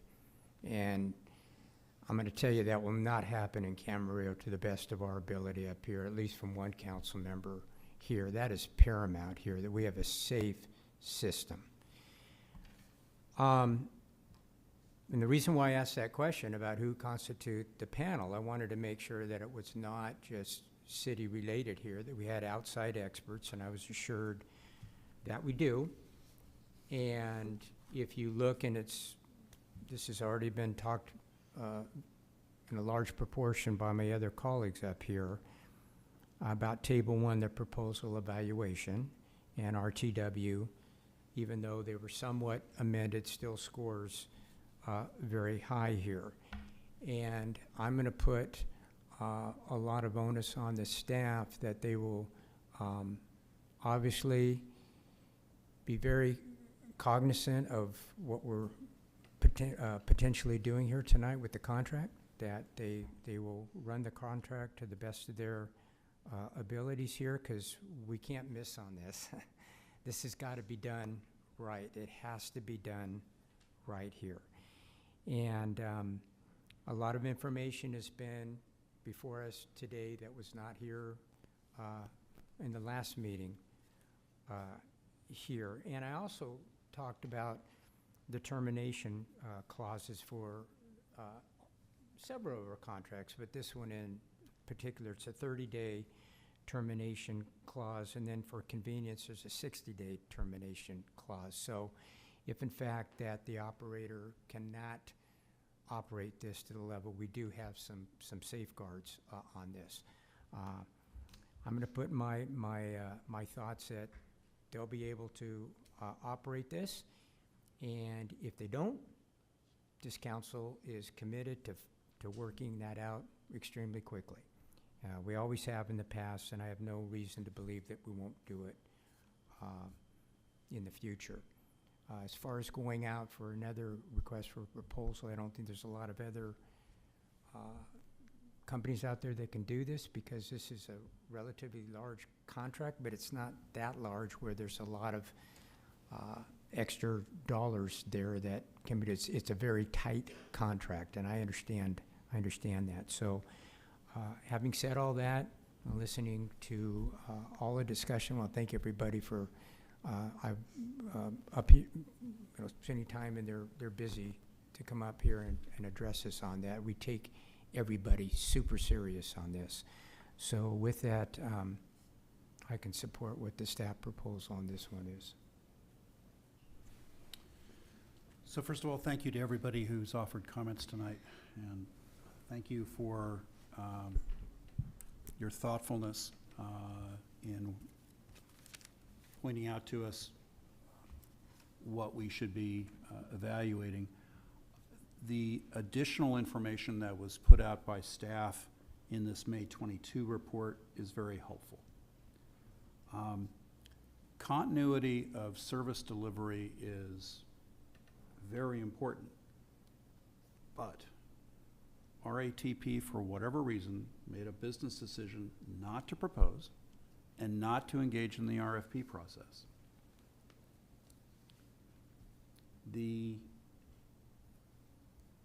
As the transit professionals in the room will know, and as staff knows, and we all know by now, this is a highly federal-centric, and actually highly federally funded service. And there are very specific components that I reviewed in Table 1, and the two most important to me, Councilmember Martinez-Bravo already pointed out the cost effectiveness of the proposal category, and I appreciate her doing that very much. The other two that I really look at, first and foremost, was operating methodology. And there's a lot that goes into that criteria. The staff report speaks for itself. The second is on understanding the FTA and ADA requirements, and that's critically important. Cost is important, and it's factored in, but so are these other criteria, including especially the operating methodology. And so based on that, and based on the additional information, which I appreciate very much staff providing to us, I would support RTW as well. And so I think all five of us have now spoken. Is there anybody who would like to make a motion on the item? I'll move. And just to clarify, it would be for the recommendations that are up on the screen? Yes, it would be for recommendations 1 and 2. 1 and 2, not 3, but 1 and 2. Correct. Okay, there's a motion to that effect. I think I heard a second, right? Okay. Madam Clerk, please call the roll. Councilmember Martinez-Bravo? Yes. Councilmember Santangelo? Yes. Councilmember Tennyson? Yes. Vice Mayor Kilby? Yes. And Mayor Tremblay? Yes. All right, that item is adopted. That motion is adopted on a 5-0 vote, and thank you again to everybody for participating this evening on that item. If the council is okay, we've been going at this for quite a while. I would like to take, and I know that there may be people in the audience who wish to offer public comment, but what I'd like to do is take a 5-minute recess at this point and come back in we'll come back at 6:50, that's in 7 minutes. And we will take public comments on items that are not on the agenda, and then we will move to our 2 public hearings for tonight, items O and P. So with that, we're in recess briefly.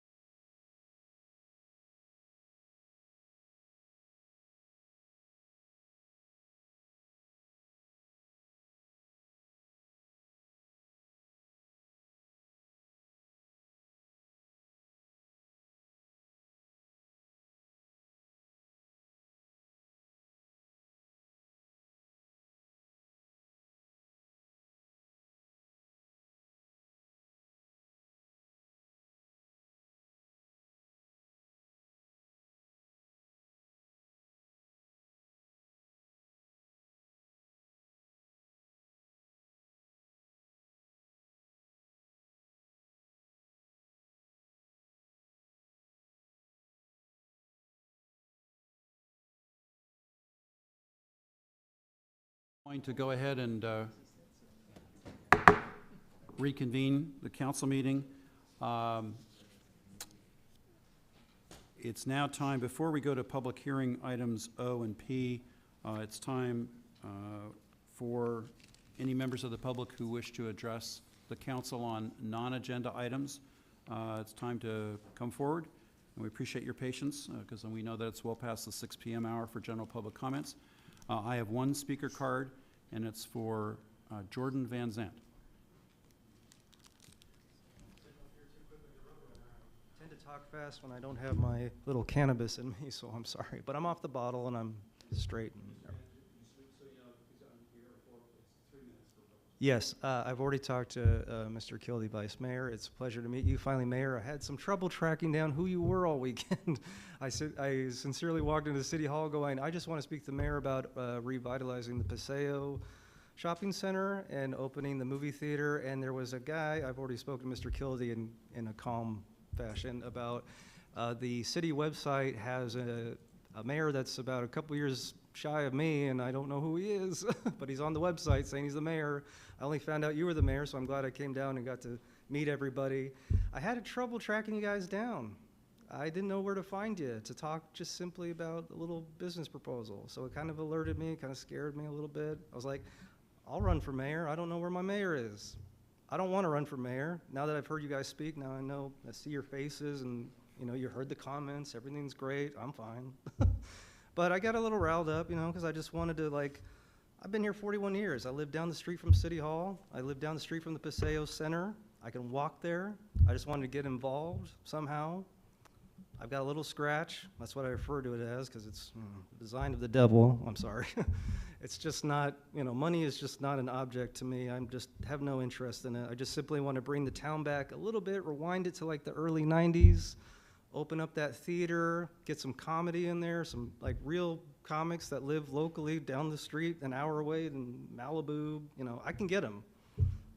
I've done a little stand-up comedy. I've done a little bit of theater. Just want to get things kicking. We have that nice, lovely, big open theater. I was telling Mr. Kildee about that. It just stands there open.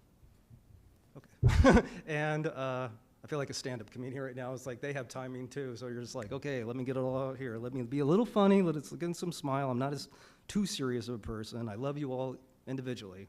I don't work through God. I just love you guys for what you do. Simple. Just an emotional person. Lived here 41 years. Just want to know what was going on. Okay, 1 minute. And yeah, Paseo Camarillo. Just want to make it pop. It's right down my street. I can manage that.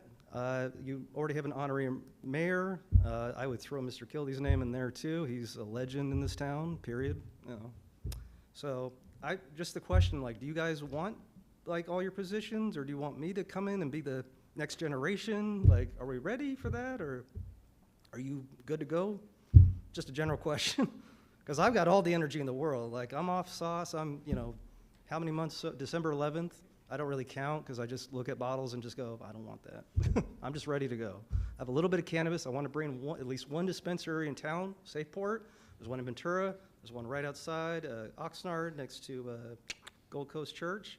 I'm sure they've talked to you maybe about putting a dispensary. Of course, I want to put it outside of town, away from parks and everything, because that's the law. And thank you for your time. And again, just love you. Thank you very much, Mr. Van Zandt. That's acting. Thank you very much for your comments. Is there anybody else, any other members of the public who wish to address the council on any items not on the agenda? Okay, hearing none, thank you. We will go ahead at this point then and go to our two public hearings tonight. The first one is item O, Camarillo Landscape Maintenance District Zones 1 through 10. And I believe, Mr. Cruz, you're up on that one too. I am. You're having a busy night. I am, but hopefully much shorter one for this one. Good evening, Mayor Tremblay and council members. Tonight before you is the annual resolution ordering the levying and collection of assessments in the city's landscape maintenance districts. The assessments are structured to cover the city's costs to maintain the landscaping and related improvements included in each zone. Here we have zones 2 through 10 shown within the city of Camarillo. Zone 1, which was the city's initial maintenance district, is not shown on the map. Landscape maintenance assessment districts were established in prior years for the purpose of funding of maintenance, operation, and servicing of improvements in their respective areas or zones that are considered to provide a special benefit to the properties within the respective zone. These include public landscaping or open space areas and stormwater detention or debris basins. Funding from the assessments is used to cover the city's costs of maintaining the improvement areas. The engineer's report outlines the findings of the assessment engineer in determining the appropriate assessments to be levied in zones 2 through 10. In this table, the zones with an asterisk indicate a zone that does not have an escalator clause. This means that any proposed increase above the maximum assessment would require a property owner vote through the Prop 218 process. For fiscal year 24-25, the engineer's report recommends an increase to zones 4, 5, 7, and 8, identified here in red. Zone 5 does not have an escalator clause, and this year's proposed rate increase is to the maximum assessment of $112.36. Any further rate increase would require a Prop 218 vote process. I'll also note that Zone 1 is not included in this list as it is the city's initial maintenance district, which was formed as a tax district where a portion of property taxes are allocated to this zone. In June 2022, the city attempted to increase fiscal year 22-23's assessments for Zone 3, which is the Armitage Basin. The proposal was to increase the assessment from $69.24 to $140. The residents of Zone 3 voted in opposition to the increase. Consequently, the city's general fund is projected to subsidize Zone 3's maintenance $3,847 for fiscal year 23-24 and $4,867 in fiscal year 24-25 for a combined subsidy of $11,414. While Zone 3 is not fully funded, the remaining zones will be fully funded through collected assessments and accumulated fund balances. Tonight provides the funding public hearing requirement for the fiscal year 24-25 assessments for all zones. Staff's recommendation is for the City Council to adopt a resolution ordering the levy and collection of assessments for the Camarillo Lighting and Landscape Maintenance District, Zones 1, 2, 3, 4, 5, 6, 7, 8, 9, and 10, as shown in the engineer's report. This concludes my presentation. I'm happy to answer any questions that council may have. Thank you. Thank you, Sean. Before I open up the public hearing, do any members of the council have any questions for Mr. Cruz? Vice Mayor Kildee. Turn my microphone on. So, with discussion on Zone 3, the amount of money, will that allow us to maintain it at its current level? Is that how that works for the most part? Well, at this time, the funding the rates that we are collecting, because because basically they didn't approve increasing the levy, we now don't have we're not receiving enough revenue for that assessment to pay for all of the city's cost. So consequently, in particular, because in Zone 3, they are a couple of like debris basins, that are really there for the protection of the community there. So we don't really have there's only so much we can do as far as cutting back on costs. Like those have to be maintained, at certain levels. So hence the reason for the past couple of years of now where the general fund is subsidizing a portion of the cost for maintaining those basins. And that'll be done at the level that typically it has been in the past for the most part. I mean, we do what we can do in that zone. Correct. With the amount of money that we have to maintain it. Right. Well, we're doing what we can do, and basically we're doing what we have to do, which is why the general fund ends up subsidizing part of the cost, because it's some of our other zones, you can have the discussion of, okay, well, maybe we cut the grass only twice a month instead of every week, or reduce watering or things of that nature. But really for these basins, it's really about properly maintaining them to ensure that they're essentially, again, providing some protection for the community. Thank you. Thank you. Any other questions at this point? All right, hearing none, I'm going to open this public hearing on this particular item. Are there any members of the public who wish to speak to the City Council on this item, Camarillo Landscape Maintenance District Zones 1 through 10? Going once, going twice. All right, not hearing anybody. Go ahead and close the public hearing. Bring it back to council. What's the pleasure of the council? I'll move the approval of the suggested item, which is maintenance zones districts 1 through 10. I'll second. All right, we have a motion and a second. Madam Clerk, please call the roll. Councilmember Martinez Bravo? Yes. Councilmember Santangelo? Yes. Councilmember Tennyson? Yes. Vice Mayor Kilby? Yes. And Mayor Tremblay? Yes, record will reflect that that item was adopted on a unanimous 5-0 vote. We're now going to move to item P, which is an ordinance amending Chapter 17.04 pertaining to sign regulations. And I believe Ms. Richmond. Yes. You're up to bat. Yes, thank you, Mayor and Council. The item before you is an ordinance being proposed to amend Chapter 17.04 pertaining to sign regulations and a resolution adopting a sign redemption fee. The Camarillo Municipal Code Chapter 17.04 provides sign regulations and restrictions, including definitions and provisions regarding temporary freestanding non-commercial signs which may be posted with campaign or political messages. Every election season, staff and code compliance will sit and review the sign code to ensure that it is operating in the manner that staff feels it is efficient, and I also review it to make sure it's up to snuff with case law. We do have a few proposed changes to the chapter. One change is, sorry, I just lost the screen.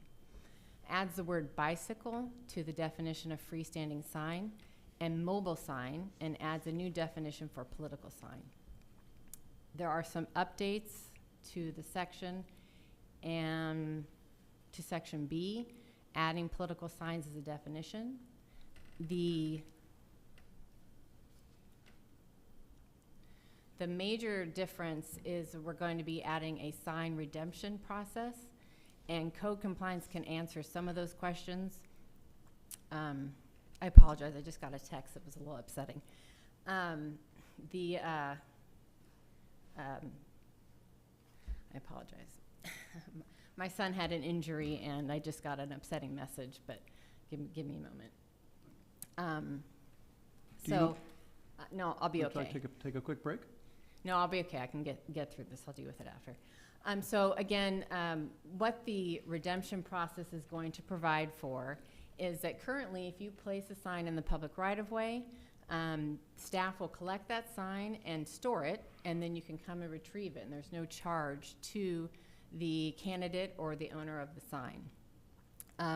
What staff is finding is they're spending quite a bit of time on that process, and it takes a lot of time for staff to be retrieving those signs. So what we proposed is sort of a happy medium, which is you will get 15, if you will, sort of a grace period. Staff will collect signs, 15 signs. You can have those signs returned to you, and there's no charge. At that time, code compliance staff will advise the candidate or the owner of the sign that those signs are not permitted to be in the public right-of-way. But then after those 15 signs, when staff collects the signs, if they come to collect the sign, there will be a $25 charge for the return of the sign. The $25 does not cover the complete amount of time, cost to the city for that activity, but it does provide for some cost recovery. Again, the idea is not to overly penalize candidates, but to hopefully deter the leaving of the signs in the public right-of-way, and have candidates be more responsible, not just to rely on staff to do that activity, pick up the signs, and then have it returned to them for free at no cost. Anybody who's running for election will get that information through the city clerk's office, so they'll be informed of the new process. And if there's any other questions that staff has, the council has, I can answer those questions. But the recommendation is that you introduce the ordinance and adopt the fee resolution for the $25 sign redemption fee. And again, I apologize. It'll be fine. No, you're fine. All right. Before I open it up for public hearing, are there any questions of Ms. Richmond? Councilmember Tennyson. I just have a quick question. Looking at the section on freestanding sign, it adds the word bicycle. I happen to know a candidate that ran for council 2 years ago, rode around town with his campaign sign on the back of the bicycle and would park it in a public parking lot or on a street side while he was out walking his precinct. Would that be disallowed under this section? Some of this language addresses when a bicycle was used and put permanently in a location. The city did address that, and so. No. So it's a permanent, but if somebody is riding around on their bicycle and walking their precinct, that is not a violation of this sign ordinance? No, but using your bicycle and tying it to a tree. Got it. Yeah. Okay, thank you. Any other questions before I open the public hearing? Councilmember Martinez Bravo. I guess just adding to that, so if there's a sign, like a sign decal on a vehicle, on your own personal vehicle, would that also not be allowed, a political sign? I believe if it is an election-related sign, you're not permitted to have those on the sides of vehicles. Only commercially related information on a vehicle, like actually put on. If you put a sign inside your car that wasn't permanent, I think that would be difficult. But if you painted your car that said that, that's something that the code currently does not permit. I was asking more for like the little sticker decals. That would be fine. That would, on the window or something? Mhm. Yeah, okay. Thank you. One more quick follow-up. Certainly. Sorry, Rachel. So a wrap that's not permanent and will be easily removed after the election would be disallowed under this ordinance? A window wrap? I do believe we're not permitted to have election signs on vehicles. So even if it was a wrap, that's currently not permitted under our code. And maybe Caitlin can answer that.